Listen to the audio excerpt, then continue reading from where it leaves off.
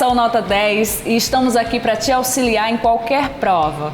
No momento, com foco maior no Enem, é claro, a prova mais esperada do ano pelos alunos brasileiros. Os nossos professores se garantem nesse auxílio e eu estarei aqui te apoiando, te incentivando. Pode contar comigo para o que der e vier. Só não poderei estar com você na hora da prova. Então, como tudo na vida, é você por você. Se esforce e você vai ter o que você merece. A disciplina que nós vamos estudar hoje trata dos textos produzidos por escritores de diversos períodos da história da humanidade. Eu estou falando de literatura.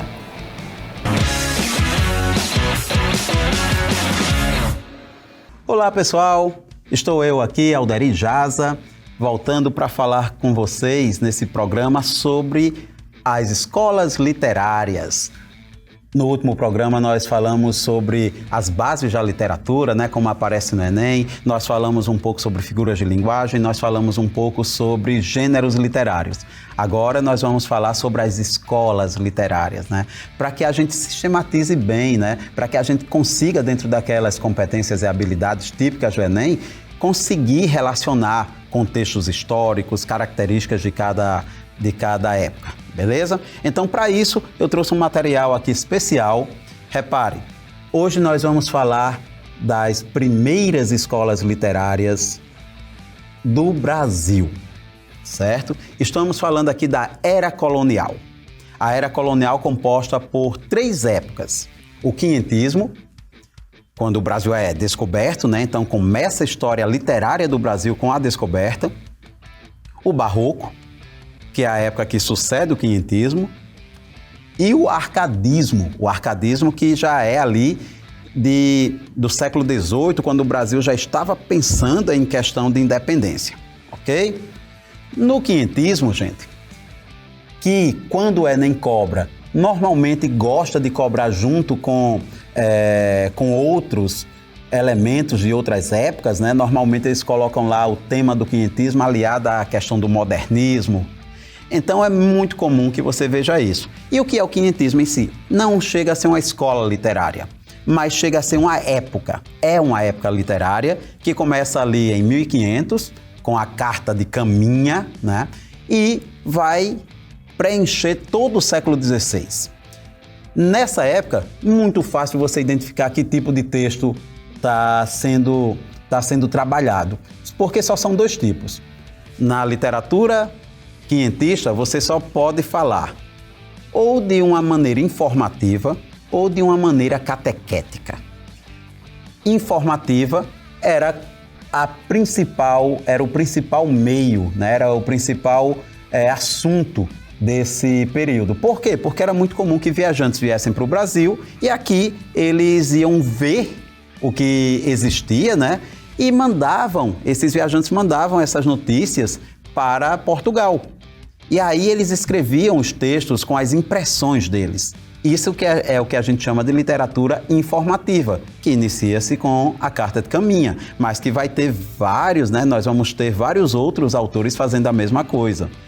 Destaque para Hans Staden, né? Hans Staden foi um aventureiro que esteve por aqui e que foi o primeiro cara a registrar, né? Ele viu com os próprios olhos como era o ritual de antropofagia de uma tribo indígena aqui do Brasil, e ele consegue voltar para a Europa e aí ele escreve o livro relatando como era isso. Entre vários outros relatos ele fala disso. O livro se chama 2 Viagens ao Brasil, faz parte do que nós chamamos de literatura informativa. Caminha vai ser o principal exemplo, né? A famosa Carta de Caminha. E na literatura jesuítica nós vamos ter o nosso lindo Padre José de Anchieta, o grande Piaí, como os índios o chamavam. E esse padre, ele vai catequizar os índios, ele era jesuíta, daí o nome literatura jesuítica ou catequética, porque fazia catequese. Ele vai fazer esse trabalho de catequese com os índios e para isso ele vai usar poemas e vai usar peças de teatro. O destaque vai para o Alto de São Lourenço, né? O Alto de São Lourenço é uma peça de teatro bilíngue feita em tupi e em português, para que os índios fossem tendo contato com a cultura cristã, né, com a crença cristã. Aqui nós vamos ter também, né, um pequeno exemplo do que é a literatura quinhentista. Eu trouxe um trechinho da Carta de Caminha que, gente, é maravilhosa. A Carta de Caminha é muito divertida de ler, porque você vai ter ali informações que são muito curiosas, né? O primeiro contato dos europeus com os índios, né? A reação dos índios pelos olhos dos europeus, né? Lembrem que a Carta de Caminha é escrita por um português, né? Então, é ele tendo essas impressões sobre o que os índios estavam pensando, como eles reagiam, as impressões dele também, né? Sobre os índios. Então, você vai ter uma delícia de texto lendo a Carta de Caminha. E aqui ele fala: a feição deles é serem pardos, maneira de avermelhados, de bons rostos e bons narizes, bem feitos. Andam nus, sem nenhuma cobertura, nem estimam de cobrir ou de mostrar suas vergonhas. E nisso tem tanta inocência como em mostrar o rosto. Repare o que chama a atenção de Caminha. Chama a atenção a nudez dos índios. Ele é um homem que vem da Europa, um homem civilizado, como eles falavam, um homem, inclusive, cristão. Então, ele tem toda uma preocupação com a sua vestimenta. Ele tem toda uma preocupação em cobrir suas vergonhas. E os índios não. Os índios andavam nus e isso impressiona os portugueses. E isso vai ser um assunto bem destacado na carta. Vai ser um assunto bem destacado porque Caminha fica realmente impressionado. Ele vai falar da nudez dos índios e das índias. Ele vai falar dessa naturalidade com que os índios andavam dessa forma. E, inclusive, nós vamos ter num modernismo Oswald de Andrade pegando trechos dessa carta, né? E justamente trechos que falam dessa questão da nudez, e ele vai brincar e fazer poemas modernistas com trechos dessa carta. Olha a relação aí, quinhentismo e modernismo, ok? Então, fala em quinhentismo, vai ser muita a questão da história.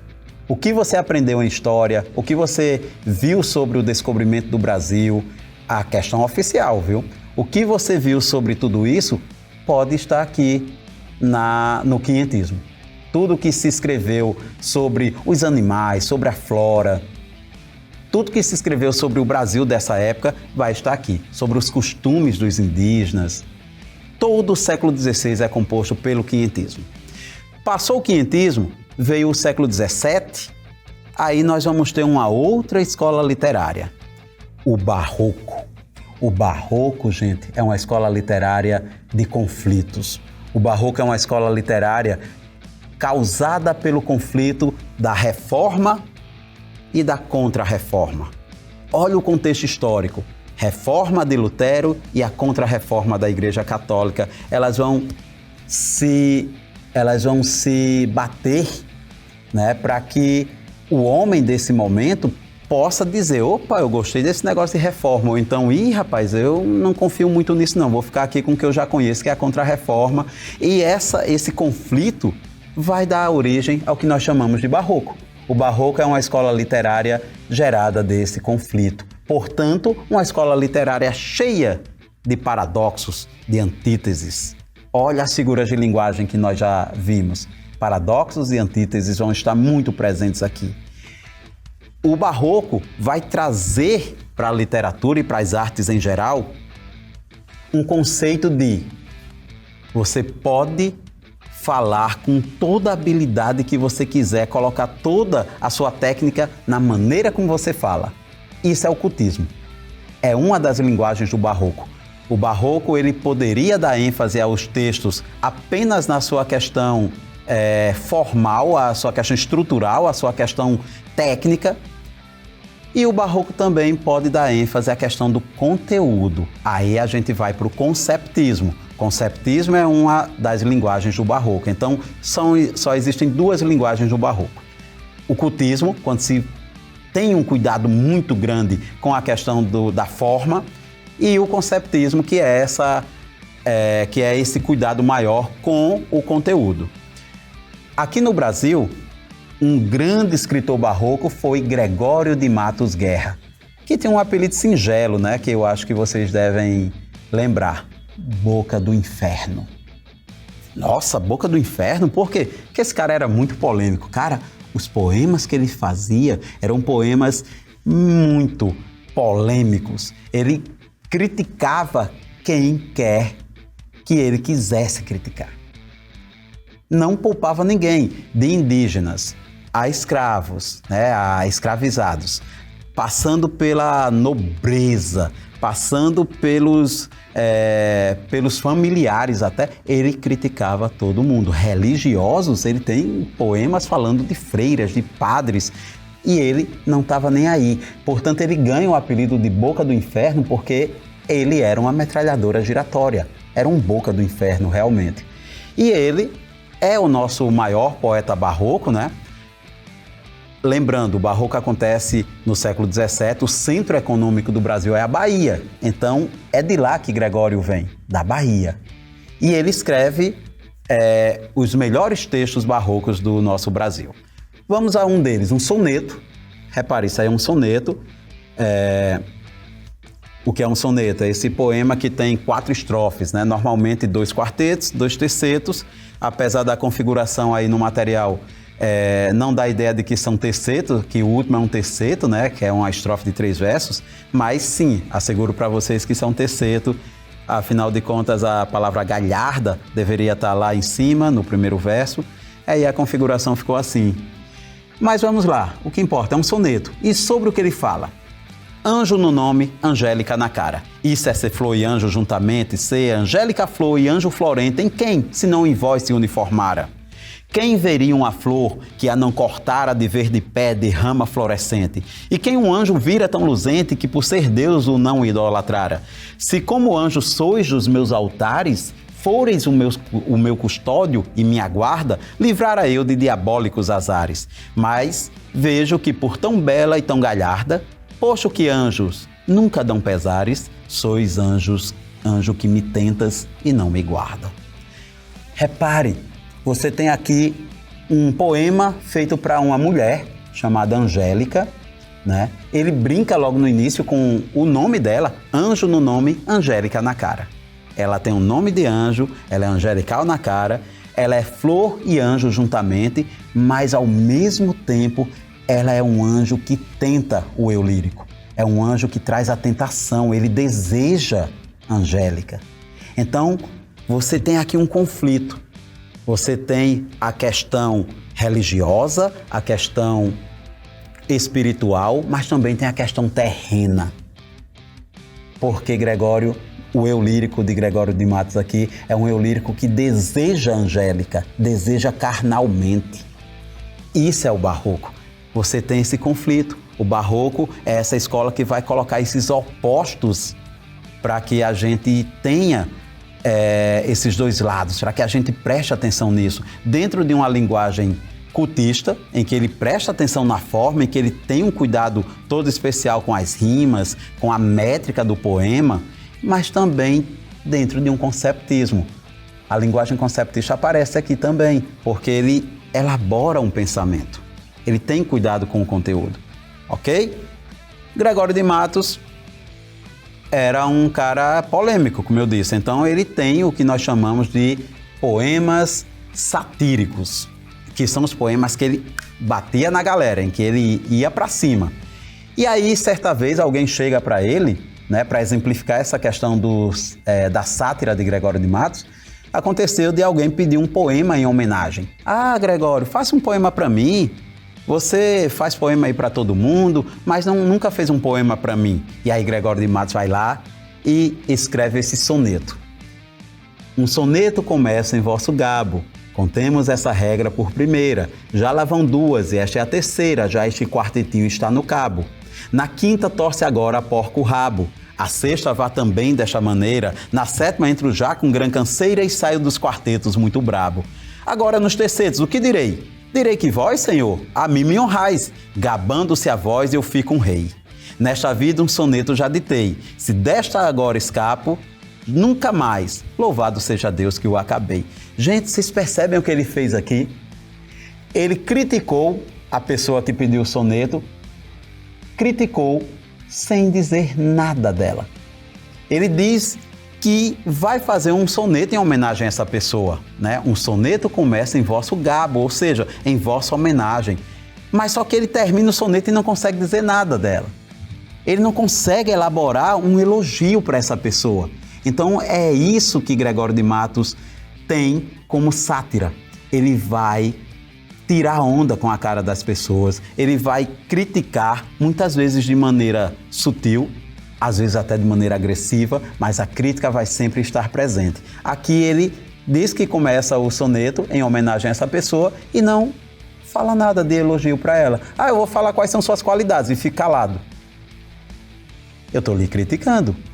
É o que ele faz aqui. Ele dá graças a Deus quando chega no final. Louvado seja Deus que o acabei, porque ele disse que não tinha o que falar dessa pessoa. Ok? Esse é o nosso barroco. Lembrando, aqui no Brasil, o barroco vai ter duas épocas, viu?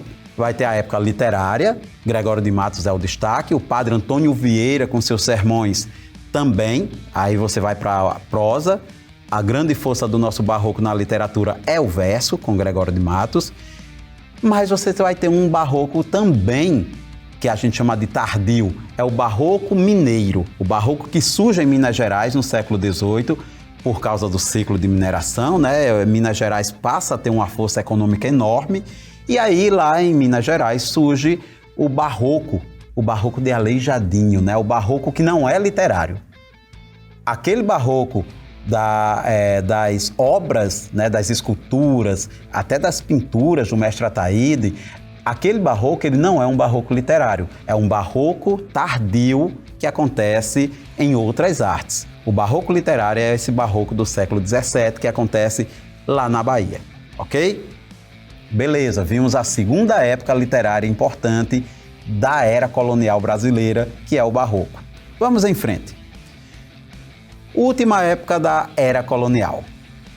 O arcadismo é a última escola dessa era colonial. O arcadismo é uma escola literária que surge na Europa, com mais outras, né, como o barroco, mas que vem para o Brasil no século XVIII e que vai ter aqui alguns elementos já tipicamente brasileiros, né? Alguns elementos começam a surgir aqui para dar origem a nossa literatura um pouco mais nacionalista. O arcadismo leva esse nome porque ele tenta resgatar uma época mais clássica. Tanto é que o arcadismo também é chamado de neoclassicismo, né? Repare, o arcadismo ele acontece na época do iluminismo. O iluminismo, que a gente tanto fala sobre ele, né? Lá em filosofia, lá em sociologia, em história, o iluminismo do século XVIII é quando aparecem pensadores como Voltaire, Immanuel Kant, David Hume, Isaac Newton, Jean-Jacques Rousseau, Diderot. Então essa galera toda aparece justamente na época do iluminismo. E o iluminismo influencia diretamente o nosso arcadismo, né? O arcadismo tem esse nome porque vem da região da Arcádia, uma região lá da Grécia Antiga, e era uma região dita como uma região bucólica, uma região tranquila, em que as pessoas iam para lá e ficavam bem à vontade. Então eles pegam esse nome da Arcádia e usam para homenagear, né? É o arcadismo. Aqui no Brasil, o arcadismo vai se desenvolver em Minas Gerais. Você vai ter o barroco mineiro se desenvolvendo na pintura, na arquitetura, na escultura, e a literatura vai ser Arcade. Então você tem essas duas escolas ao mesmo tempo, tá bom? Nós vamos ter a presença de Tomás Antônio Gonzaga como grande escritor do nosso arcadismo. Professor, mas ainda não sei bem quais são as características do arcadismo. Eu sei do barroco, né? O barroco tem aquela questão do conflito, tem a questão da linguagem cultista, conceptista. E o arcadismo? Bem, gente, o arcadismo seguia uma regrinha. Já que eles são contrários aos barrocos, eles adoravam essa ideia de eu gosto de regras. O barroco era mais exagerado, era mais pesado. O barroco exagera bastante, porque o barroco é fruto de uma mente em conflito, né? Já o arcadismo não. O arcadismo ele diz, gosto de regras, por favor, me regrem. E como eles vão regrar a literatura Arcade? Eles vão regrar da seguinte forma: vão lá na antiguidade, vão pegar alguns exemplos típicos de poetas, né, de pensadores da antiguidade, como é o caso de Horácio, e vão trazer como um manual de instruções. Que exemplos são esses que eles trazem? Frases, expressões que nós chamamos de máximas, as máximas latinas. São 5 que vão nortear o nosso arcadismo. Carpe diem, que significa aproveita o dia, né? O pé da letra seria carpir o dia, né? Colher, mas a gente entende como aproveite o dia, aproveite o momento, carpe diem. Locus amenus, que é o lugar ameno. Fugere urbem, que é o fugir da cidade. Aurea mediocritas, significa ali um equilíbrio dourado. E inutilia truncat. Esse inutilia truncat que seria algo como cortar o inútil, certo? Corte o inútil. Esses 5 lemas vão nortear os poetas árcades. Eles vão fazer poemas sempre pensando nisso. Eu tenho que fazer um poema em que o eu lírico foge da cidade, vai para um lugar tranquilo, ameno, né? Ele está em equilíbrio com a natureza, ele vai aproveitar o dia, ele vai cortar da sua vida tudo que é inútil para aproveitar o dia. Então, eles seguiam à risca esse script. Eles vão sempre ter cuidado em falar de pastores, porque os pastores são os representantes máximos desse estilo de vida. Afinal de contas, eles vivem no campo, são simples, eles não têm essa ideia de riqueza. Eles vivem no campo, aproveitam o momento, eles são integrados à natureza. Por isso os pastores vão aparecer bastante aqui como elementos, personagens naturais desses poemas. Olha só, a principal obra do nosso arcadismo se chama Marília de Disseu, escrita por Tomás Antônio Gonzaga, e ele fala logo na primeira lira, né, na primeira parte de Marília de Disseu, exatamente isso que a gente está falando. A presença de um pastor. Exatamente isso, gente. Olha, pastores. Por quê? Porque os pastores são os representantes máximos desse momento. Eles simbolizam essa vida simples no campo. E ele já começa dizendo: eu, Marília, não sou algum vaqueiro que viva de guardar alheio gado, de tosco trato, de expressões grosseiro, de frios gelos e dos sóis queimado. Tem o próprio casal e nele assisto. O casal aqui seria a propriedade, o sítio, né? E nele assisto, ou seja, eu moro nele. Ele tem um lugar para morar, né? Ele tem, é dele. Das brancas ovelhinhas, sim, aí nesse casal, nesse lugar que ele mora, ele tira de lá o vinho, o legume, a fruta, o azeite. Das brancas ovelhinhas tira o leite e as finas lãs de que me visto. Graças Marília Bela, graças à minha estrela. Repare, gente, que ele vai, nesse poema, fazer uma propaganda dele próprio para convidar Marília para aproveitar a vida ao lado dele. Essa é a tônica dessa obra. Marília de Disseu se resume a um homem apaixonado pedindo que a sua amada, a sua musa, vá aproveitar a vida ao lado dele, né? Tranquilo, sem a agitação das cidades. Típico do nosso arcadismo, né? O nosso arcadismo vai sempre puxar a sardinha para esse lado do bucolismo. Talvez a palavra que melhor resuma o arcadismo. Gente, voltamos já com outras dicas para vocês.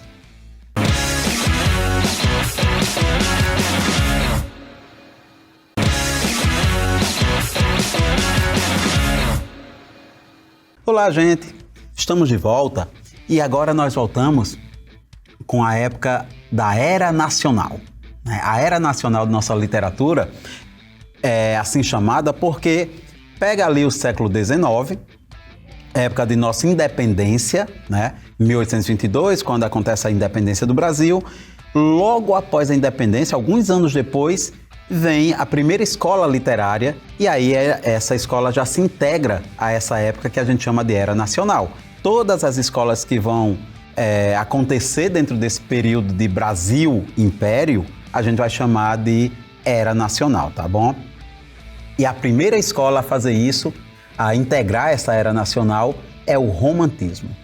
Gente, o Romantismo é uma escola literária grande, muito grande. Surge lá na Europa, né? E surge com um alemão, né, que escreveu uma obra polêmica na época chamada Os Sofrimentos do Jovem Werther, né? Os Sofrimentos do Jovem Werther é uma obra que fala de maneira muito pesada dos sentimentos. Olha o título, né? Já é um spoiler até. Os sofrimentos desse jovem. Um jovem que vai ter sentimentos exacerbados. Werther vai escrever cartas nessa obra. A obra é composta por cartas. Escrever cartas para um amigo falando sobre o amor da vida dele. E o final é trágico. Então, essa obra, por falar tanto de emoção, de maneira exacerbada, de sofrimento amoroso, ela inaugura uma nova escola, uma nova maneira de se escrever na Europa. E essa maneira vai chegar ao Brasil até pelo contexto histórico. O Brasil estava independente, o Brasil agora tinha imprensa, o Brasil agora tinha um costume de ler, né? As obras estavam circulando no Brasil. E aí surge o que nós chamamos de romantismo no Brasil. O romantismo é uma escola cuja principal palavra talvez seja liberdade. Por quê? Porque diferente do arcadismo, que era cheio de regras, não, tem que seguir isso aqui, tem que ser no campo, tem que colocar bucolismo, tem que colocar... Aqui não tem regras. Aqui no romantismo você escreve não porque você sabe escrever, não porque você sabe seguir essas regras. Você escreve porque você sente, porque você tem coração, porque você tem emoção. O romantismo é a escola do sentimento. Professor, então vai falar muito de amor. Mas cuidado, não é só amor. Sentimento também é ódio. Sentimento também é medo. Você tem uma gama de sentimentos. Então, não ache que o romantismo sempre vai falar de amor. O romantismo vai ser trágico, o romantismo vai ser romântico no sentido como nós usamos hoje, sim, mas não somente isso, tá bom? Quais são as características então dessa escola tão aberta? Bem, não tem muito modelo, como eu disse, né? Você tem liberdade para fazer o que quer, mas você vai ter uma visão muito subjetiva.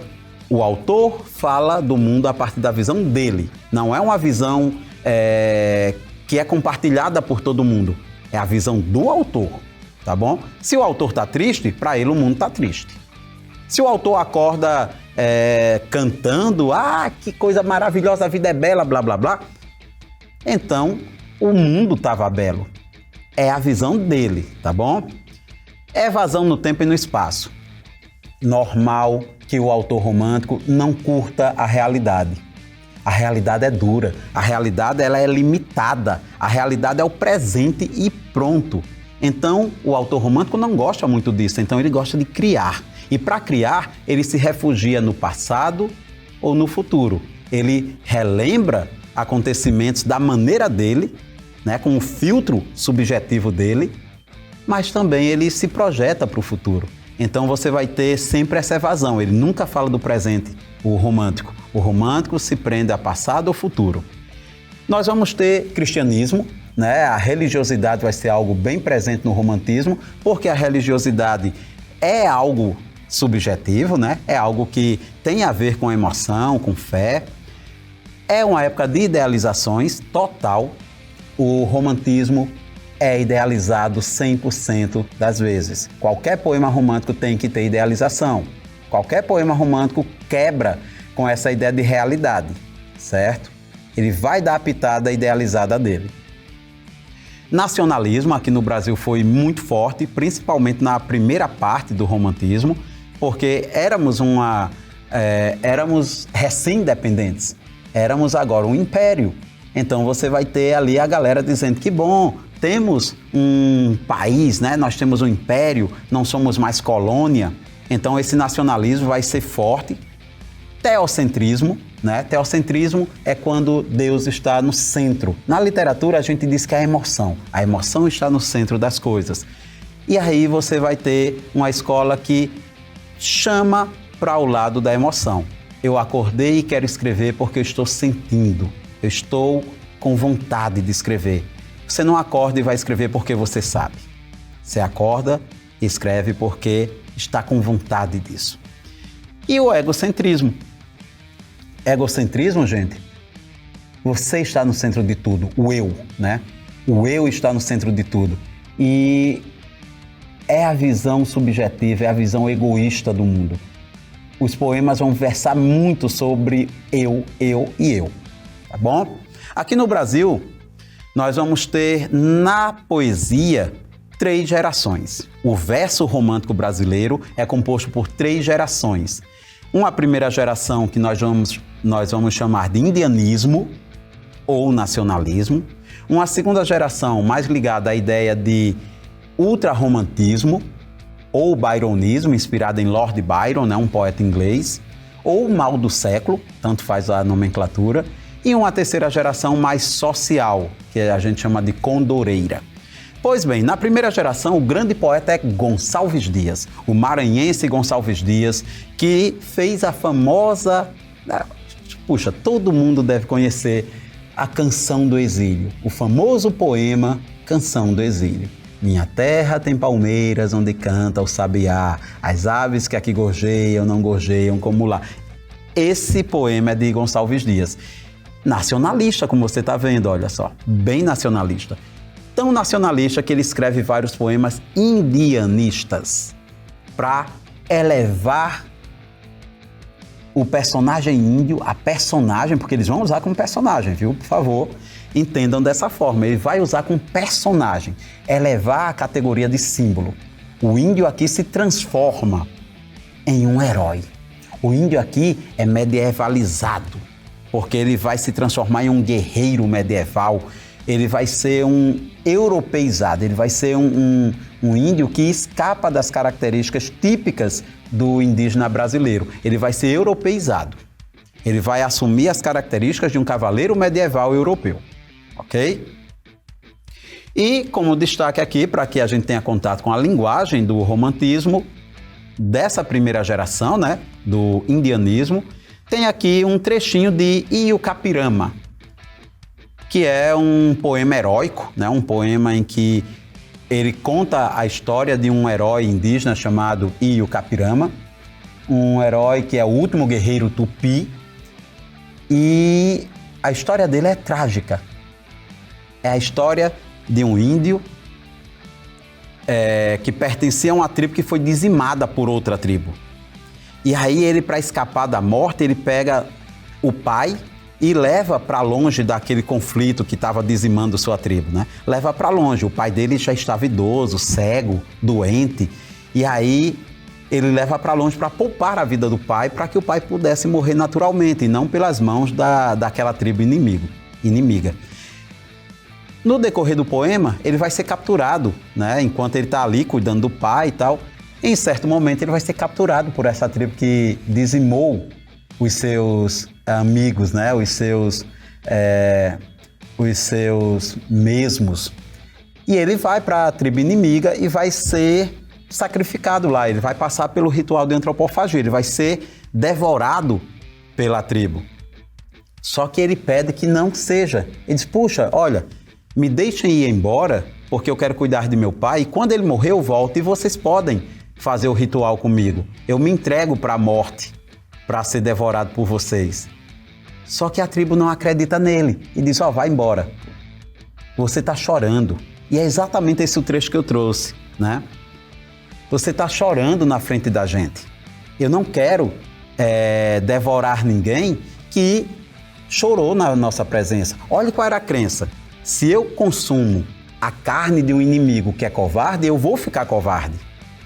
Se eu consumo a carne de um inimigo que é ágil, que é corajoso, que é habilidoso, então eu vou adquirir essas características. Como Iucapirama chorou pedindo para que eles o liberassem para que ele cuidasse do pai, mas depois ele voltaria, não era por covardia, né? Ele chora por estar ali naquela situação. Não era covardia. E aí os índios não acreditam nisso, vai embora, vai. Ele volta. E quando ele encontra o pai reconhece por tocar nele, por reconhecer, né, pela experiência de um velho guerreiro, o pai toca nele e diz, puxa, você foi preso pelo inimigo, mas você está aqui. Isso só tem um motivo: você chorou em presença da morte. Então você é um covarde. O pai mesmo acredita que o filho é um covarde. Tu choraste em presença da morte, na presença de estranhos choraste, não descendo o cobarde do forte, pois choraste, meu filho não és. E ele amaldiçoa o próprio filho. Diz que ele não tenha nenhuma pedra para encostar a cabeça durante a noite e dormir, que ele não tenha água para beber, porque a água que tocasse nos lábios dele deveria apodrecer ao contato dos lábios. Ele não tivesse amigo, ele não tivesse ninguém ao lado. E isso faz Iucapirama ficar tão triste que ele pega o pai e diz: puxa, eu tenho que me redimir. Leva o pai para perto da outra tribo e ataca sozinho. Deixa o pai escutando, aquilo, e ataca sozinho a tribo inimiga para que ele pudesse morrer em combate. E morrendo em combate ele recuperasse a sua honra. Olha que história trágica, gente. O que nós temos aqui é um exemplo do nosso indianismo. Nunca houve um índio chamado Iucapirama nessas condições aqui, certo? É um índio que traz toda uma carga de guerreiro medieval também nele, Essa questão da honra que mistura a questão do nosso índio com a questão de guerreiros medievais vai ser muito comum aqui no nosso indianismo. Na segunda geração nós temos uma mudança de foco. Nós vamos ter agora Álvares de Azevedo como principal escritor e a poesia deixa de ser nacionalista indianista, porque agora vai ser extremamente adolescente. Olha só, uma poesia adolescente no século XIX. Por que eu falo adolescente? Porque sim, Álvares de Azevedo, gente, morreu com 22 anos incompletos. Ele não tinha chegado aos 22. E ele escreveu 3 obras muito importantes para a nossa literatura. Então, ele começou a escrever com quantos anos? Ele começa a escrever ainda ali na sua juventude, Ele morreu muito jovem, Então, começou a escrever ali 16 anos, talvez. Gente, é uma poesia adolescente. O livro de poemas dele se chama Lira dos 20 anos. Então, são poemas que foram escritos até os 20 anos. E aí nós vamos ter como característica uma literatura muito mórbida, uma literatura muito subjetiva, muito egocêntrica, uma literatura que fala muito sobre esse desejo de não estar aqui, vivo. Como é, por exemplo, Se Eu Morresse Amanhã. Se eu morresse amanhã, viria ao menos fechar meus olhos minha triste irmã. Minha mãe de saudades morreria se eu morresse amanhã. Você tem aí um trechinho desse poema em que você nota essa temática da morte, muito comum para essa galera da segunda geração romântica. A nossa segunda geração é exagerada, ela é adolescente e, portanto, uma geração muito ligada a essa ideia de nada presta, eu não estou aqui, eu não gosto da realidade, eu prefiro as coisas como estão na minha cabeça. Então vai ser uma geração que vai falar muito sobre isso. E, finalmente, uma terceira e última geração do romantismo, que é a geração condoreira, a geração que nós chamamos de geração da poesia social. Nessa geração, os poetas se desligam dessa ideia do egocentrismo típico da geração anterior e agora eles vão falar sobre os problemas sociais. E quais eram os problemas sociais mais urgentes? A escravidão, a república, por exemplo, eram problemas muito. A república, gente, não o problema ser a república, mas sim sair do império para entrar na república. Essa ideia de, somos império, não somos, que estava presente ali na segunda metade do século XIX aqui no Brasil, era algo que dava polêmica. Então a galera ficava ali, eu sou do lado dos imperialistas, eu sou do lado dos republicanos. E era um problema, então, nesse sentido de discussão. E eles vão falar muito, a galera da terceira geração vai falar muito sobre república, vai falar muito sobre escravidão. O grande poeta dessa geração é Castro Alves. O baiano Castro Alves, que vai escrever o poema O Navio Negreiro. O baiano Castro Alves, que vai escrever Espumas Flutuantes. O baiano Castro Alves, que vai escrever poemas que são verdadeiros clássicos. Em O Navio Negreiro, ele vai descrever os horrores de um navio, né? Ele vai colocar ali de uma maneira, né, com uma linguagem muito dramática, né, uma linguagem quase que de um discurso. Ele vai falar como era um navio negreiro. E aí, em determinado trecho, ele fala: era um sonho dantesco. O tombadilho que das luzernas a vermelho brilho em sangue a se banhar. Tinir de ferros, assolar do açoite, legiões de homens negros como a noite horrendos a dançar. Negras mulheres suspendendo as tetas, magras crianças cujas bocas pretas rega o sangue das mães. Outras moças mais nuas e espantadas, no turbilhão de espectros arrastadas, em ânsia e mágoa vães. Cara, esse poema é fantástico. Esse poema é dramático. Esse poema, ele nos traz uma imagem muito pesada do que era a escravidão. Esse poema faz com que você reflita o quão pesado era ser um homem escravizado. E Castro Alves, que também morreu muito jovem, nos traz essa ideia de uma maneira imagética. Ele coloca a imagem na nossa cabeça, né? Com a linguagem pesada, com a linguagem cheia de imagens. É isso, ok? Professor, então o romantismo é isso? Primeira, segunda, terceira gerações e acaba. E isso na poesia, gente. Porque na prosa... agora nós vamos ter prosa, né?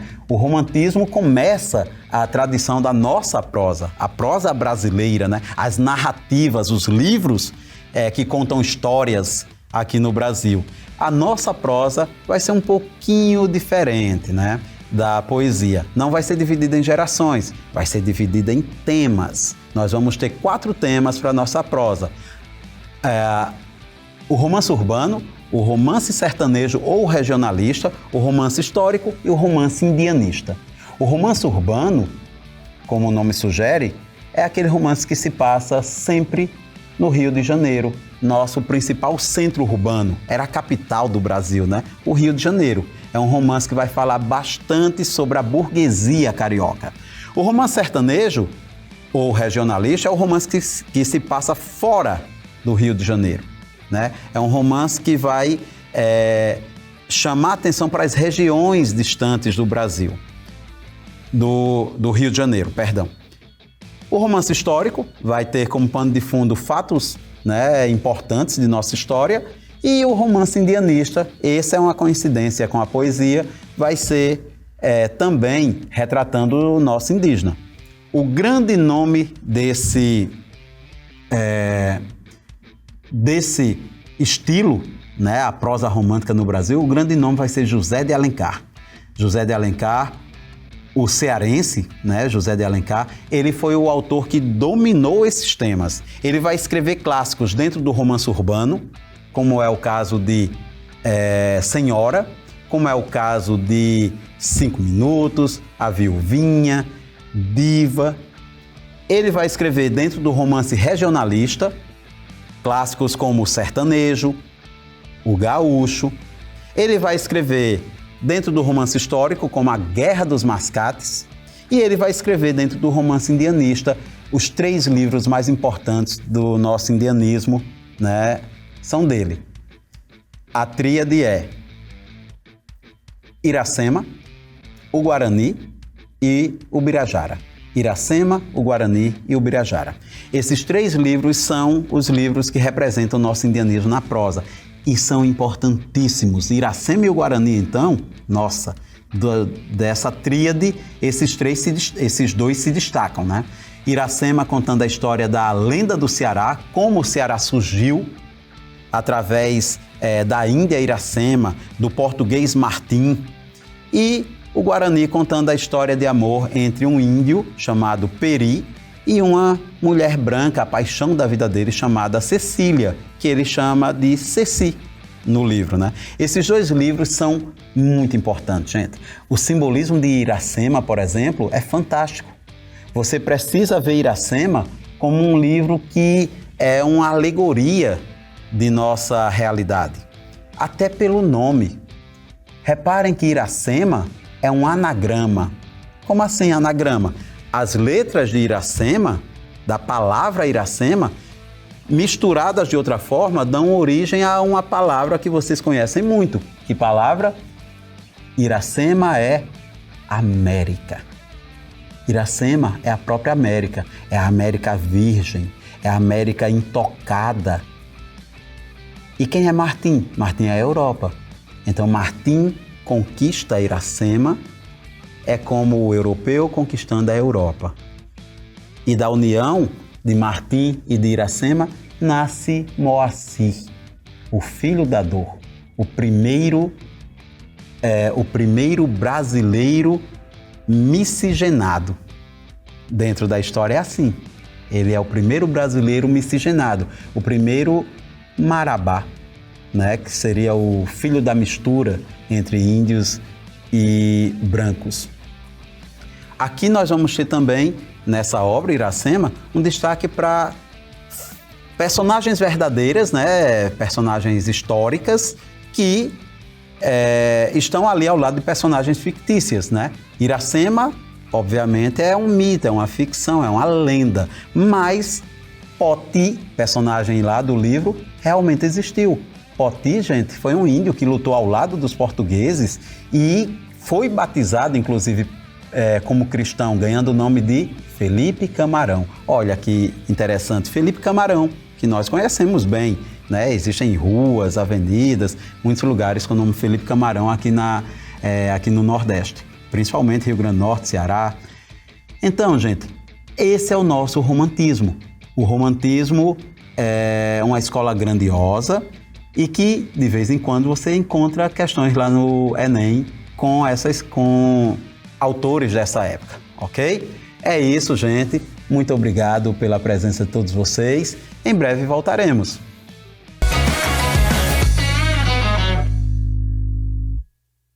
Eu, Alderi Jazz, estou de volta aqui para revisando rapidinho sobre o romantismo. Vamos falar da prosa romântica. Gostaria que vocês tivessem muita atenção com duas obras da nossa prosa romântica. Senhora, de José de Alencar, e Memórias de um Sargento de Milícias, do nosso querido Manuel Antônio de Almeida. Por que essas duas obras são importantes, vocês prestem atenção? Bem, são obras que nós chamamos de transição.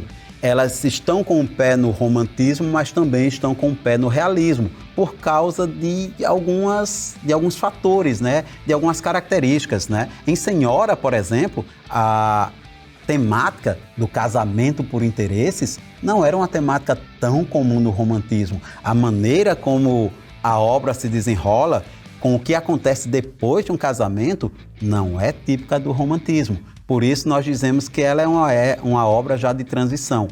A mesma coisa acontece com Memórias de um Sargento de Milícias. Não tem as características típicas do romantismo. O que é típico da nossa prosa urbana do romantismo? Falar da burguesia, né? Personagens jovens, bonitos, inteligentes, ricos. Você não encontra nada disso em Memórias de um Sargento de Milícias. Você encontra a camada mais pobre da população sendo retratada. Você encontra ali pessoas que não têm uma penetração na burguesia. Você vai ter personagens mais simples, bem ligados à questão do humor. Personagens como Leonardinho, né? Leonardinho, Luizinha, que são personagens que fogem daquele estereótipo da prosa urbana típica do nosso romantismo, ok? É isso aí, em breve nós voltaremos com mais dicas para vocês.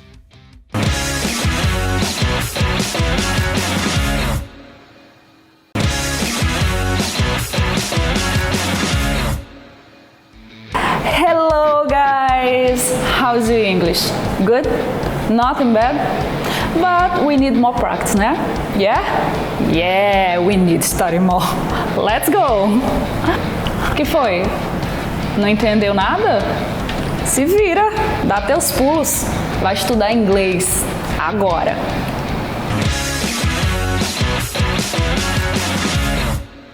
Olá, alunos do Nota 10, eu sou o professor Luan Honório, estou aqui mais uma vez para a nossa última aula de língua inglesa para o Enem. Nós já estudamos sobre como a gramática influencia na hora de fazer a prova, Vimos também algumas dicas de como aumentar o seu vocabulário, que é muito importante. E hoje nós vamos aprender a juntar tudo isso e aplicar durante o exame. Sabendo que o exame é focado principalmente nas habilidades de interpretação de texto, vamos tentar colocar uma aula bem prática de leitura, de como aplicar o conhecimento que você já tem na hora de ler e de conseguir responder aquelas questões. Então hoje nós vamos falar primeiro sobre gêneros textuais, que é muito importante, tendo em vista que nós vamos precisar ler e saber o gênero, conhecer bem o gênero vai te dar um avanço aí de tempo que é importante na hora da prova. Porque além da prova fazer um desafio de múltiplos conhecimentos, também é um desafio de administração de tempo. Então, se você consegue agilizar a sua leitura, agilizar a sua interpretação do enunciado, você consegue aí ganhar tempo para questões que vão ser mais desafiadoras e até também para a sua redação. E vamos falar também sobre as principais estratégias de leitura que podem te auxiliar na hora de responder essas questões. São estratégias que são comprovadas, linguisticamente falando, que podem te ajudar e que são muito úteis com base aí nos gêneros textuais.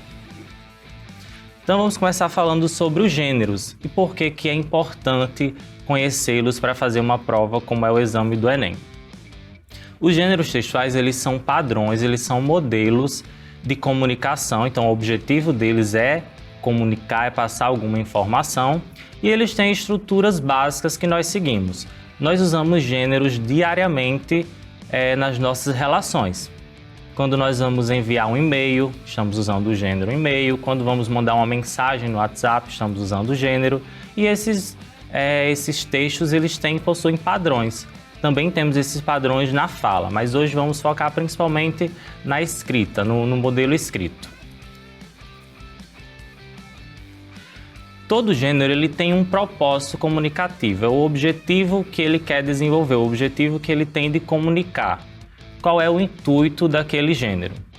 Por exemplo, uma notícia jornalística ela tem aquele objetivo de chamar a atenção para o desenvolver daquela notícia que seria a reportagem. A reportagem em si tem o intuito, o objetivo de informar algo.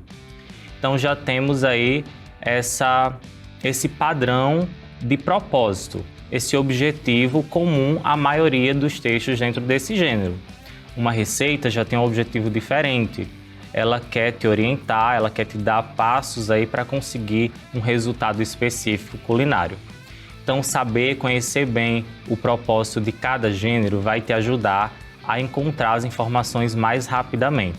Quando você sabe o objetivo, você sabe para que aquele gênero é usado, você consegue entendê-lo melhor.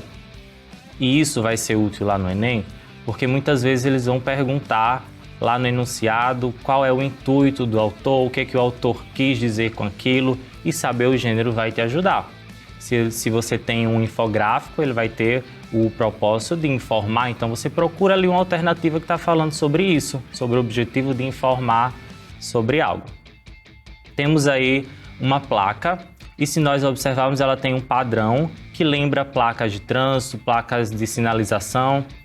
Então, tendo em vista isso, a gente já pode buscar um propósito, né? Que é aquele propósito de orientar para alguma coisa. E aí juntamos com a imagem que temos aí, esse símbolo vermelho que indica geralmente proibição, não pode fazer aquilo, e temos uma pessoa com o celular na mão. Então juntamos o objetivo, o propósito desse gênero aí de orientar, de sinalizar algo, com a imagem que nós temos e conseguimos chegar, sem nem ainda ler o texto, a parte verbal, ao que se quer com esse texto aí, com essa mensagem, que é alertar de não usar o celular. E aí juntamos com o verbal, que temos aí o driving, o dirigir, e aí você já entende de cara que o objetivo desse texto é alertar, orientar a não dirigir e usar celular ao mesmo tempo. Então vai chamar atenção para esse risco. Conhecendo o objetivo do gênero, nós temos essa facilidade de interpretá-lo.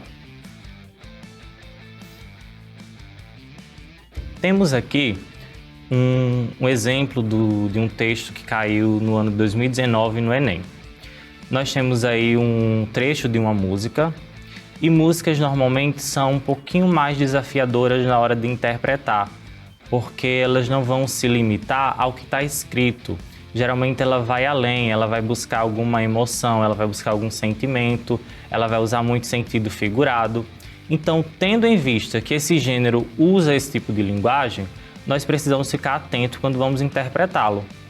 Ficar atento para a ideia de que nem tudo que nós vemos aí precisa ser lido ao pé da letra, precisa ser interpretado literalmente.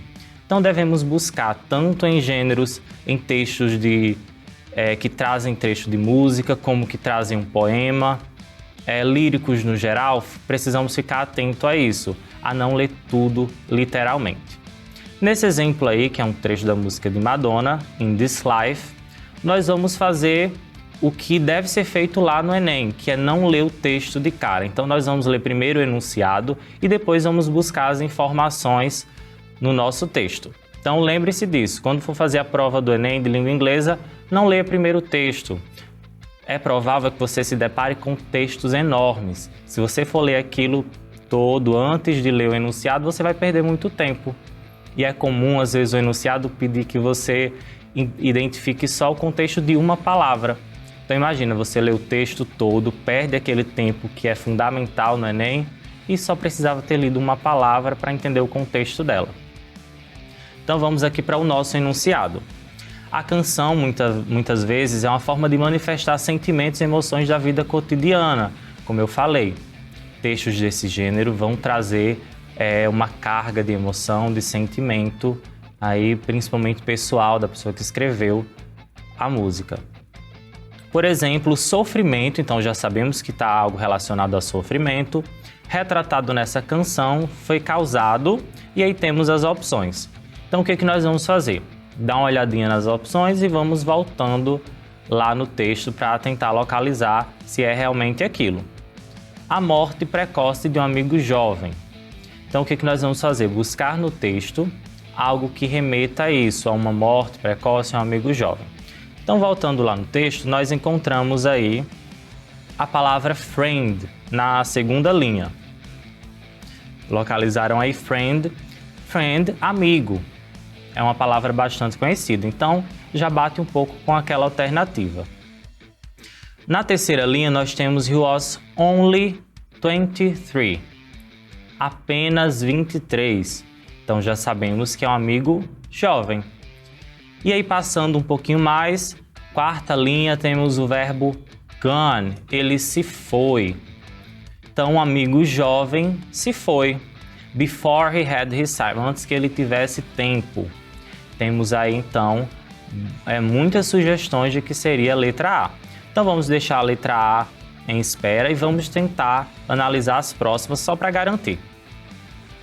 O término de um relacionamento amoroso. Se voltarmos lá no texto, nós não vamos encontrar nada que remeta a isso, a relacionamento amoroso, ou a palavra amor em si, que é o love, que todo mundo conhece. Então, eliminamos letra B. Letra C fala da mudança de um amigo para outro país. Isso poderia confundir pelo fato de se falar do gone, ele foi embora, de dizer goodbye. Tem lá no finalzinho do texto a palavra goodbye, a expressão goodbye. Porém, nós não temos muito mais vestígios disso. Não temos a palavra country, que é país, nem a citação de um país específico. Então, eliminamos também letra C. Letra D vai falar do fim de uma amizade de mais de 23 anos. E aí, quando nós vemos lá, antes do 23, nós temos o uso do verbo be. He was, ele tinha. E em inglês, o verbo be é usado também para dizer a idade. I am 26, he was 23, ele tinha 23 anos. Então, não estamos falando do tempo de amizade, e sim da idade desse sujeito aí, né? Que ela utiliza, que é o amigo dela. Esse he é o ele, é o pronome ele. Então, eliminamos letra D também. A traição por parte de uma pessoa próxima, também não temos nenhuma referência a isso. Então, vamos aí ficar com a letra A, que é a correta, a morte precoce de um amigo jovem. Então, usando essas informações, nós conseguimos chegar à resposta correta. É muito importante você focar na estrutura do gênero para conseguir localizar a sua informação. Sabendo bem como é que aquele gênero é organizado, você vai ter muito mais agilidade na hora de localizar. Eu tenho o gênero receita e eu sei onde fica cada parte, cada elemento ali necessário. Eu sei que na parte de ingredientes eu vou encontrar os ingredientes que eu vou precisar.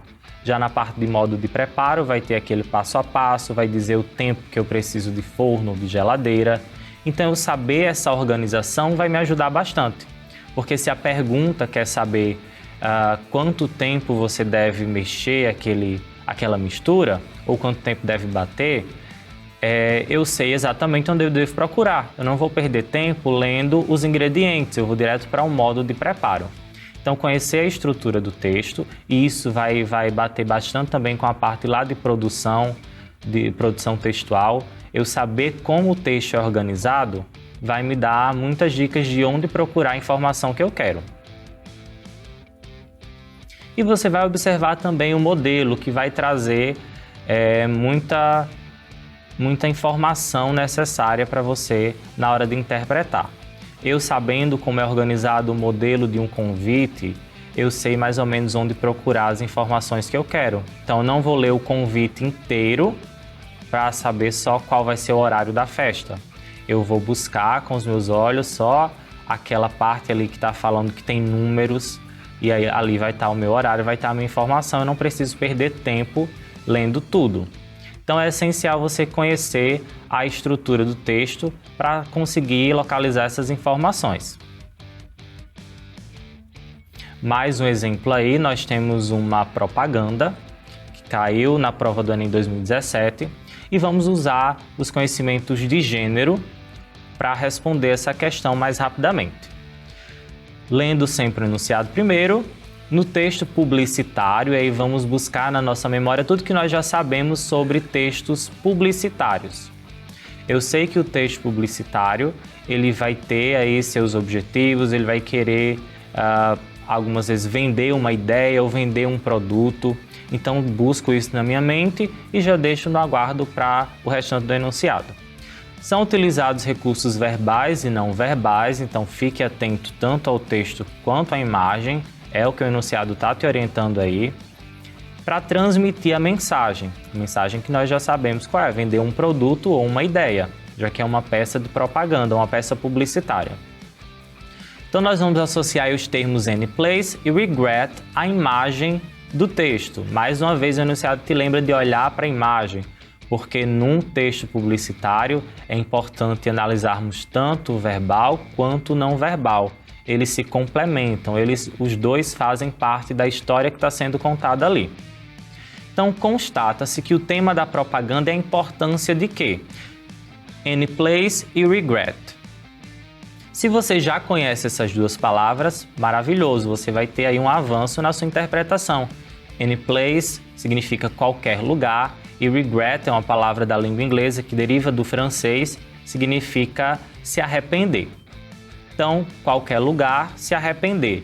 E nós temos a imagem de um parafuso e um líquido, algo negro aí, como se fosse óleo derramado. Qualquer lugar, se arrepender. E aí vamos ler agora o texto completo.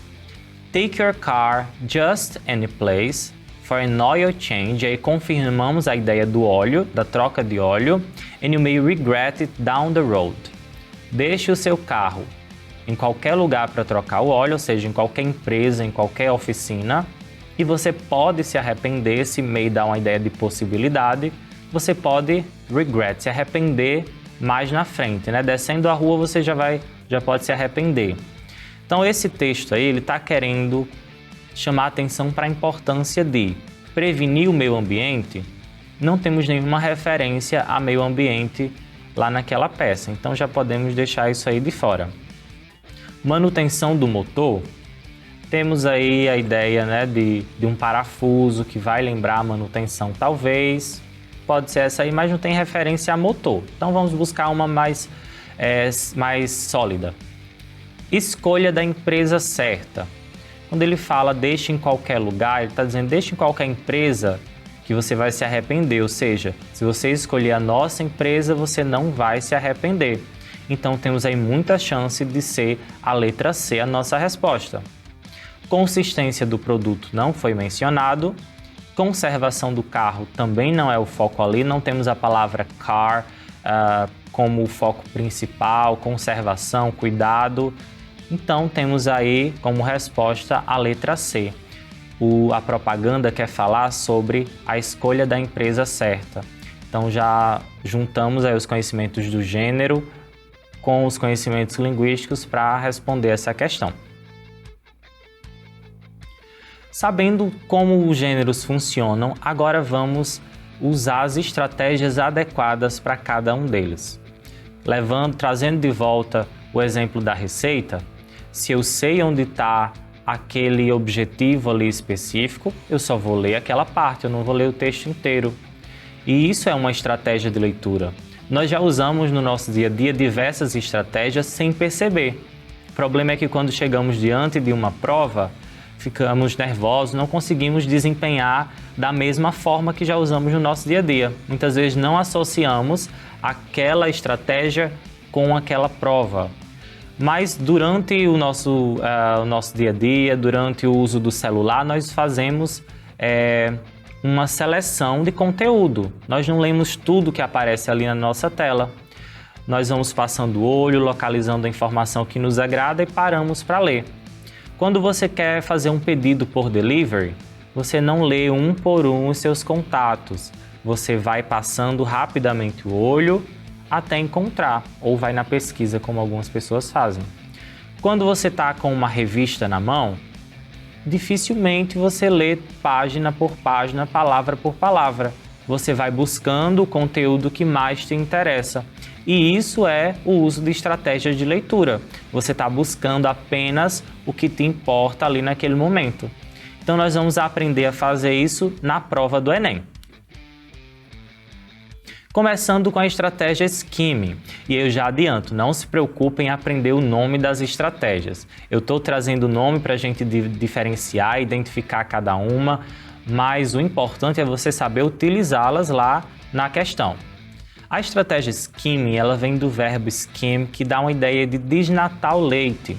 Você tirar a superfície, e é exatamente isso que ela propõe. É você ler o texto superficialmente. O objetivo da estratégia Skimming é você localizar a ideia geral do texto, ou seja, ter uma noção geral do que ele fala e não detalhada. É a estratégia que vai ser mais útil na prova do Enem, porque as perguntas do Enem são sobre ideias. Raramente tem uma questão que envolve algo específico, localize tal palavra. Nós vimos hoje 2 palavras, mas o objetivo final da questão era a ideia geral, qual era o objetivo da propaganda. Então é assim que os enunciados vão se organizar normalmente no Enem. Qual é a mensagem que esse autor quis passar, qual é o objetivo desse texto, qual é a ideia pretendida. Então tudo que fala de ideia, de mensagem, de objetivo, nós vamos usar a estratégia Skimming para localizar. Uma das formas de você usar o Skimming é você ler início e final de parágrafo. Por que início e final de parágrafo? Porque é onde normalmente se encontra o tópico frasal daquele parágrafo. Tópico frasal é aquela frase, aquela oração que resume todo o tema, resume toda a ideia que está sendo trabalhada ali. Então, se o tópico frasal tende a estar no início e no final, nas primeiras e últimas linhas do parágrafo, é ali que eu vou ler. Vou ignorar aquelas linhas do meio, a menos que eu não encontre a informação nas primeiras e últimas, ok? Então, uma das formas de usar a estratégia Skimming é assim, ler início e final de parágrafo. Já se o texto tem muitos parágrafos e você não vai ter tempo para ler parágrafo por parágrafo, início e final, você pode fazer de uma forma mais ampla. Você vai ler primeiro e último parágrafo, quando o texto for muito extenso. Isso a gente vai pegar lá da lógica da produção de texto. Quando nós estudamos produção de texto na escola, nós aprendemos que na introdução você já precisa apresentar o tema que você vai trabalhar naquele texto. Então, logicamente, a ideia principal vai estar presente lá na introdução. E quando chegamos na conclusão, precisamos retomar aquela mesma ideia e apresentar alguma justificativa para aquele problema, apresentar alguma solução ou mesmo sintetizar tudo que foi falado. Então, na introdução e na conclusão do texto vai estar o que você precisa. Então, você não vai perder tempo lendo todo o corpo, lendo 3, 4 parágrafos de um texto, quando a informação principal está no início e no final. Então, essa é uma das formas de usar também a estratégia skimming, localizar a ideia principal, mas de uma leitura superficial, sem detalhes, sem ver palavra por palavra. Outro ponto crucial da estratégia skimming é você ler sempre o título do texto. Em muitas questões, a resposta era obtida apenas juntando o título do texto com o enunciado, e aí não precisava nem ler o texto com muita ênfase, porque só o título já trazia um resumo da ideia que estava sendo falada. Também é importante você observar quem é o autor daquele texto, vai ajudar bastante a você ter uma ideia geral. O skimming sempre ligado à ideia geral. Exemplo de skimming. Eu falei que nós precisamos ler início e final. Então vamos ver se conseguimos ler início e final e chegar a essa resposta. Temos aí na primeira linha, race superior and another inferior. Primeira linha aí da estrofe. E no final nós temos war, me say war, fala de guerra. Então temos raça superior e inferior, guerra.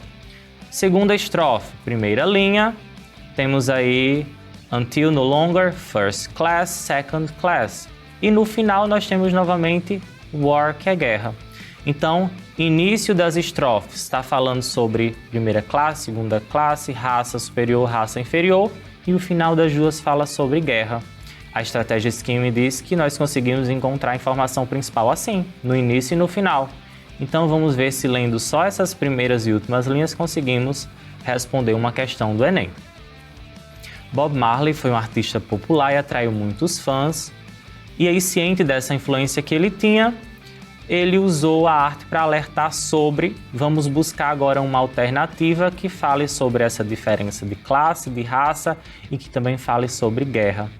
E nós batemos aí com a letra B, que fala da persistência de guerra, que foi repetida no texto, e termo repetido sempre tem a ver com o sentido principal, enquanto houver diferença racial e social, que era o que estava no início e no final das estrofes. Então é assim que nós conseguimos identificar. Vamos fazer uma pausa agora e daqui a pouco voltamos com mais estratégias de leitura.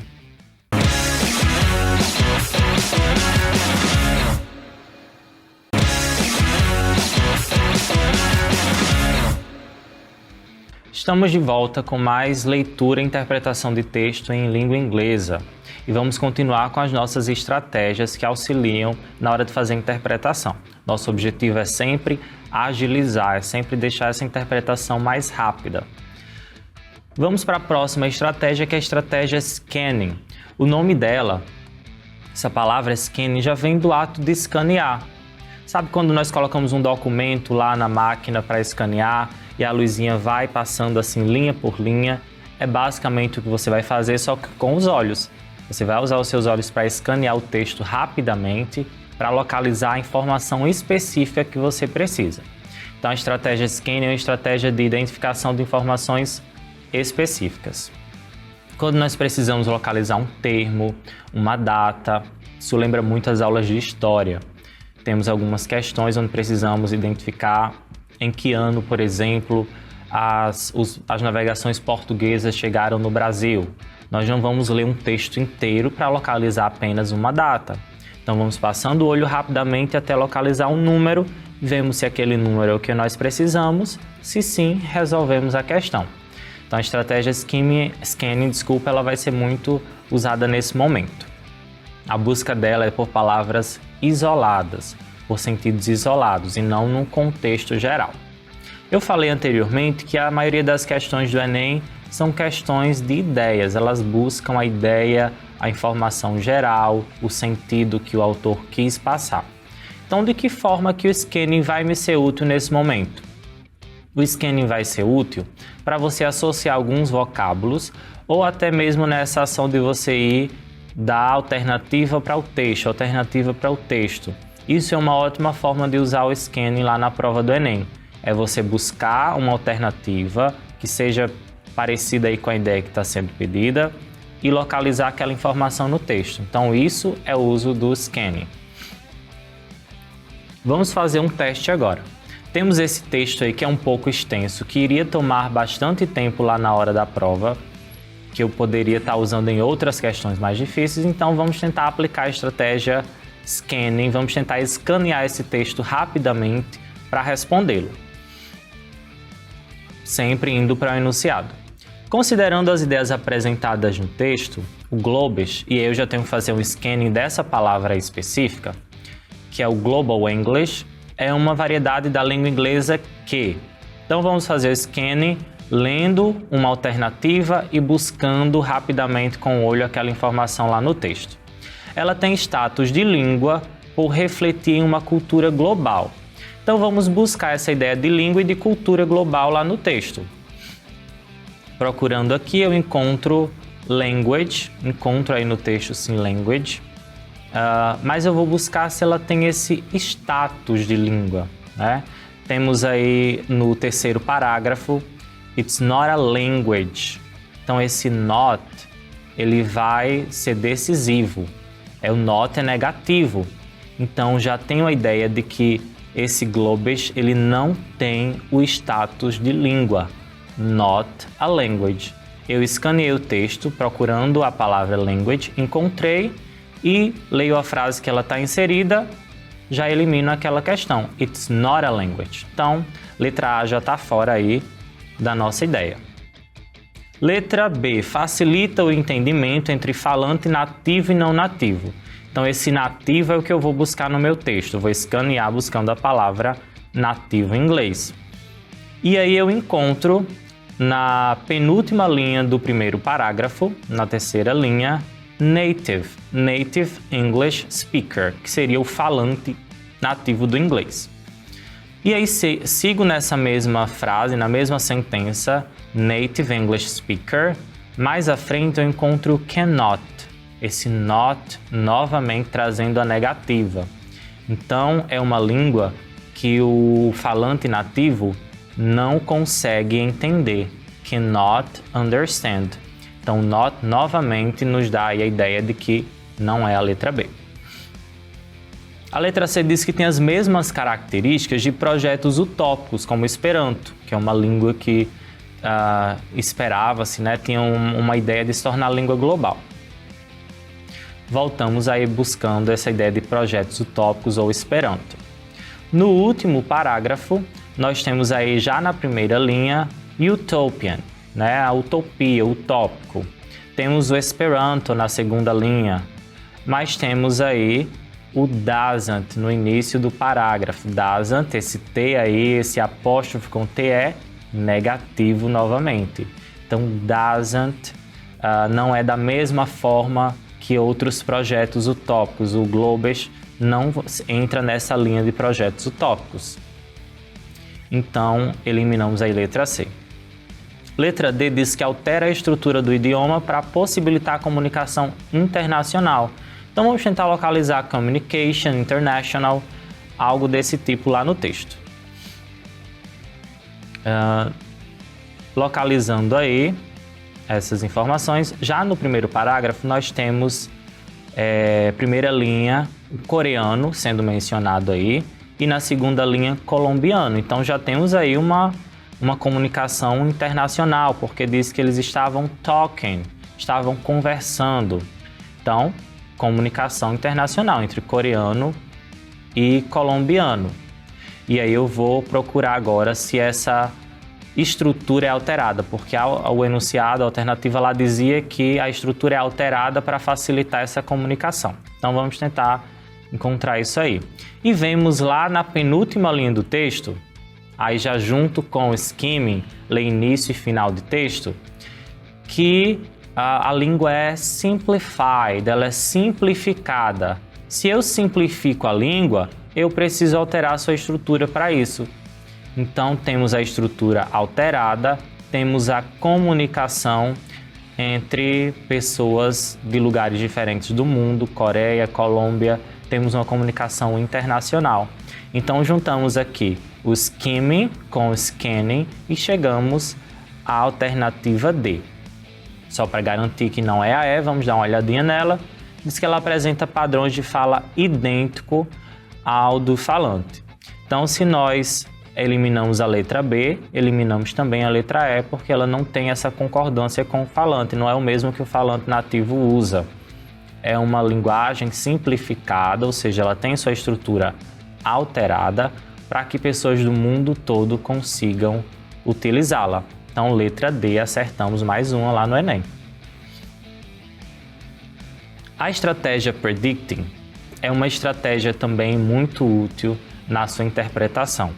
Ela tem esse nome, esse predicting, para dar a ideia de prever mesmo. Só que quando falamos em prever, a gente fala muito em chute, né? Tentar, acertar, chutar. Só que a estratégia predicting, ela não tem nada a ver com chute. É você fazer um uso consciente das informações que tem ali para tentar prever o sentido do texto. Então, ela é uma estratégia totalmente técnica. Você vai fazer uma previsão consciente, com base em fatos. Não é simplesmente eu pego o texto e, sem nem dar uma olhada nele, eu acho que vai falar sobre línguas usadas como comunicação global. Sem nem ler o título do texto. Não é assim que funciona o predicting. Predicting, você vai olhar, vai observar coisas específicas para tentar ter uma noção do que vai ser falado. O que eu vou observar, por exemplo? O autor. Quando eu sei que aquele autor costuma falar daquele tema específico, eu já faço uma previsão do que eu vou encontrar no texto. E o autor, quando ele não vem mencionado no enunciado, você vai encontrar ele lá na referência, lá naquela partezinha que fica no final, trazendo ali o nome da obra, o autor e o ano de publicação. Então, conhecendo o autor, você já tem uma noção do que ele provavelmente vai falar. Eu conhecendo, por exemplo, a autora Angela Davis, eu vejo já de cara que ela vai abordar algum tema social, alguma causa social. Olhar a época em que o texto foi escrito também vai te dar uma noção. Se eu tenho um texto americano produzido em época de Segunda Guerra, por exemplo, ou em época de Guerra Fria, eu vou ter uma noção mais ou menos do que vai ser falado ali, dependendo também do autor. O local de publicação vai influenciar. Então, tudo isso vai contar para você fazer a sua previsão. E aí você vai usar esses fatos, junta com alguma imagem que tenha naquele texto, junta com uma palavra que está em destaque ou com o próprio título do texto e tenta imaginar sobre o que aquele texto vai falar. E qual é o benefício de fazer essa atividade? Qual é o benefício de usar o predicting? É que quando você tenta imaginar sobre o que o texto fala, o seu cérebro vai ativando todo o conhecimento que você já tem sobre aquele assunto. Então, se eu imagino que o texto vai falar sobre questões sociais, eu já vou buscando na minha memória tudo que eu já estudei sobre aquilo, tudo que eu já li, seja na escola, seja na internet, seja numa revista, e eu já vou juntando aquele vocabulário e já deixo disponível para quando for fazer a interpretação do texto. Então, a estratégia predicting é muito útil na hora de responder questões do Enem. Vamos tentar fazer um predicting aqui analisando o não verbal. Eu tenho um ambiente que é a escola, eu vou analisar a expressão aí dessa criança, vou analisar a forma como eles seguram e olham para o material deles. Então, eu já imagino que vai se ter, junto com a ideia que eu tenho do gênero, talvez vai ter uma crítica, né? Porque esse tipo de gênero de charge, de cartoon, eles vão trazer algum tipo de crítica ou vão tratar de algo muito atual. Então, vou juntando essa ideia de tratar de uma problemática atual com esse ambiente escolar e eu já vou tentar prever mais ou menos o que vai falar. Vamos ao enunciado. No cartoon, o estudante faz uma pergunta usando turn this thing on. O turn on ele dá a ideia de ligar. E ele está fazendo uma pergunta, então ele quer saber como ligar aquilo ali, né? Como é que eu ligo isso? Uma pergunta com turn on, então ele quer saber como ligar. Dá para ligar algo desse tipo. Letra A, suspeitar que o colega está com seu material por engano. Esse turn on, ele não dá ideia de estar com o material do outro. Duvidar que o colega possa se tornar um bom aluno. Também não vemos aqui esse julgamento de valor. Não temos nenhum adjetivo sendo utilizado. Desconfiar que o livro é de outra matéria. Ele também não menciona nada desse tipo. Senão nós teríamos lá algo do tipo Math, Geography ou Subject. Entender como desligada a postura do colega. Isso aí é só para tentar causar uma confusão, né? Esse turn on, na verdade, é ligar e não desligar. E desconhecer como usar livro impresso. Analisando aí toda a parte não verbal, que é esse aluno segurando e com esse olho aberto, tentando entender aí o livro, junto com a pergunta como é que liga isso, nós temos essa ideia aí, letra E, desconhecer como se usa um livro impresso. E aí o Cartoon ele traz essa crítica das crianças estarem hoje muito mais acostumadas com o tecnológico, com passar páginas apenas com um toque na tela e quando se deparam com um livro físico não tem mais conhecimento. A estratégia Background Knowledge é uma estratégia muito interessante, porque ela fala que você deve usar o que você já sabe sobre aquele assunto na hora de interpretar o texto. Então, como é que vai funcionar? Você vai buscar na sua memória algo que você já viu, que você já leu, que você já assistiu e vai tentar relacionar com aquilo. E não se preocupe, se não lembrar de fazer isso, o seu cérebro lembra por você, porque quando nós vemos alguma informação que já temos um conhecimento, ele já vai buscando esses frames, essas referências automaticamente. E é por isso que é importante fazer o predicting, porque quando você faz essa previsão, já adianta esse processo. Então você vai usar basicamente o que você já sabe. E aí também é importante você aumentar a variedade de gêneros que você conhece, a variedade de temas que você costuma ler. Então busque sempre diversificar o tanto de informação que você absorve. Sempre buscar coisas de fontes diferentes, de assuntos diferentes, porque nunca se sabe qual vai ser o tema específico lá das questões. Então, para você ter um bom portfólio, digamos assim, né, para você ter uma boa lista de conteúdos que você consegue identificar, você precisa ter um vocabulário, você precisa se familiarizar com ele antes. Vamos ver na prática como é que funciona essa história do Background Knowledge. Temos essa questão aí que é uma das minhas favoritas do Enem, que foi do Enem 2016, que traz um trecho de uma música do Paul McCartney, que é a música Ebony and Ivory, que ele grava inclusive com o Stevie Wonder. Então ele traz essa canção como uma forma de questionamento. Nós temos aí até o uso de interrogativa. Vamos ler o enunciado e saber o que devemos procurar nela. Em diferentes épocas e lugares, compositores têm utilizado seu espaço de produção musical para expressar e problematizar perspectivas do mundo. Já vai usando isso aí a seu favor. Ele está expressando, está problematizando aí perspectiva do mundo.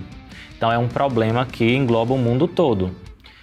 Na letra dessa canção, o que ele defende? Temos aprendizado compartilhado, necessidade de donativos, manifestações culturais, bem em relação ao mal e respeito étnico.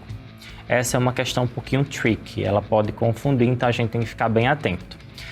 Lembram que eu falei que as músicas, que os poemas, eles não podem ser lidos ao pé da letra? Esse é um caso clássico para a gente perceber isso. Ebony and Ivory, muita gente não sabia o significado quando essa questão caiu, mas a gente consegue identificar o sentido dela pelo contexto.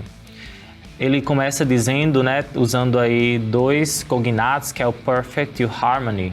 Então diz que o Ebony e o Ivory vivem em perfeita harmonia. Ainda não sei o que é Ebony and Ivory. Vamos para a próxima linha. Side by side on my piano keyboard. Lado a lado nas teclas do meu piano. Busca aí na sua memória as teclas do piano. elas estão lado a lado. Quais são as cores dessas teclas? Busca aí na sua memória. Nós temos as cores Ebony and Ivory, ébano e marfim. Então ele estava fazendo referência a isso, às cores das teclas do piano. Ele diz: essas teclas, essas cores, o ébano e o marfim, vivem em perfeita harmonia no meu piano. E ele complementa com um questionamento: Why don't we? Por que nós não? Por que nós não vivemos em perfeita harmonia? Ele usa a palavra together lá no final, né? Um precisa do outro para juntos continuar vivos. Então, vamos associar esse sentido que ele trouxe com uma das alternativas lá. E temos aí a alternativa, ele está falando do respeito étnico. Então, mesmo se eu não conhecesse essas duas expressões, eu conseguiria entender, buscando na minha memória, como é o teclado de um piano. Quais são as cores que tem lá, como são as teclas. Eu tenho a divisão entre teclas brancas e pretas, teclas ébano e marfim, e aquelas teclas são necessárias para eu compor alguma coisa, para eu fazer uma composição sonora. Eu tanto preciso usar as teclas em marfim e as teclas em ébano. Então esse era o questionamento do Paul McCartney, a gente associa com a ideia de respeito étnico. Se as teclas vivem lá em harmonia e eu consigo tocar perfeitamente uma música usando as duas cores, por que nós não entendemos isso para o mundo? Esse é o questionamento do Paul McCartney. E aí, essa problematização de mundo, que é um problema que engloba o mundo todo. E a estratégia previewing, que ficou por último, mas que não é a menos importante, pelo contrário. A estratégia previewing é a estratégia para escolher a estratégia adequada. É aquela estratégia onde você vai analisar bem o enunciado e você vai saber se você vai utilizar scanning, skimming, se você vai fazer uma combinação, se o background knowledge vai te ajudar melhor naquele momento. Então, o previewing é o primeiro passo quando você se depara com uma questão em língua inglesa. Você vai analisar o enunciado para ter uma noção de como você vai ler aquele texto. Analisar para identificar o que você deve procurar e não perder tempo lendo o texto e relendo várias vezes. Essa estratégia de ler e reler, a gente precisa tomar cuidado, porque ela pode ser útil em alguns momentos. Nós fomos nas alternativas, voltamos lá no texto, mas você não pode ler o texto inteiro e reler, porque você não tem tempo para isso lá no Enem. Então, o previewing é que vai direcionar como você vai responder aquela questão. De que forma, o que você vai ler primeiro? Se ele quer saber a ideia, eu vou ler início e final de parágrafo ou início e final de texto. Se ele quer saber algo específico, eu tenho que primeiro fazer um scanning, eu vou escanear e localizar aquela informação. Então, esse momento ele é crucial na sua prova. Parar, analisar o enunciado e depois decidir como você vai responder usando uma dessas estratégias que nós vimos hoje. Vamos tentar fazer isso agora. Lendo o enunciado, a Glória Evangelina, falecida em 2004, ela foi uma escritora americana de origem mexicana. Vai buscando aí seu background, né, de uma pessoa americana com origem mexicana, e escreveu sobre questões raciais e culturais. Qual era o intuito? Se eu tenho aí intuito, se eu tenho objetivo, então eu vou usar basicamente a estratégia skimming. Mas eu posso combinar com o meu background knowledge, eu posso combinar com scanning, eu posso combinar com predicting, eu tentar prever mais ou menos o que ela vai falar, juntar todas essas estratégias num pacote só para responder de forma mais rápida. Então, o que ela queria evidenciar? Qual era o objetivo dela? Temos aí razões pelas quais ela escreve, compensações advindas da escrita, possibilidade de mudar o mundo real, maneiras de lidar com seus medos e escolhas que ela faz para ordenar o mundo. Temos aí já no início a palavra why, que é o porquê para a pergunta. E temos a repetição de because. Lembrem das outras aulas, repetição, eu tenho que ficar de olho. Se tem uma palavra repetida, foque nela que o seu objetivo está próximo. Então temos aí because 4 vezes aparecendo. Because significa porquê, ele é usado para resposta. Why, pergunta, because responde. E temos write também repetidamente aí, write, writing, escrever, escrita. Então temos aí já, de maneira bem clara, que ela está explicando as razões, because, motivo, razão, pelas quais ela escreve. Eu escrevo porque eu me sinto, eu tenho essa necessidade, eu escrevo porque é isso que dá voz ao meu pensamento. Então ela está explicando lá por que ela escreve. Então, de forma bem clara, temos aí a letra A como alternativa. Então, usando as estratégias adequadas, eu consigo chegar à resposta muito mais rápido. Imagina se eu paro e leio esse texto e releio ele várias vezes, perco muito tempo, quando se eu tivesse lido o enunciado e sabendo o que procurar exatamente, eu conseguiria responder de maneira bem mais rápida. Então, quando estiver fazendo lá a sua prova do Enem de língua inglesa, lembre-se disso. Lembre-se de ler o enunciado, de buscar a estratégia adequada, para você ter muito mais tempo para desempenhar aí melhor essa prova, ok? Então, essas são as dicas que eu tenho até aqui para vocês. Espero que tenha ficado tudo muito claro. Desejo a todos boa sorte na prova. Até mais! E vamos à nossa dica de ouro. Hoje eu tenho, na verdade, um conjunto aí de dicas, mas com um único objetivo. Lembramos que a quantidade de palavras que nós conhecemos em um texto faz muita diferença na interpretação. Então essa dica é justamente para você aumentar a quantidade de palavras que você conhece e assim ter um entendimento muito maior do texto.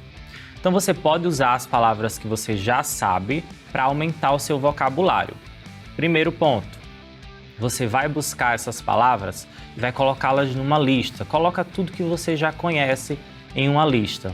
E aí você vai buscar agora 2 sinônimos para cada uma dessas palavras. E aí você aprende agora mais 2 formas de dizer a mesma coisa. Porque em um texto nem sempre vai estar aquela palavra que você conhece. Eles vão passar aquele mesmo sentido, só que usando outro vocábulo. Então você vai conhecer agora 3 formas de falar a mesma coisa. Então, essa é a dica, fazer uma lista de palavras e juntar mais 2 palavras com o mesmo sentido. Terminou isso, agora você vai ampliar ainda mais o seu vocabulário com antônimos. Procura agora 2 antônimos daquela palavra.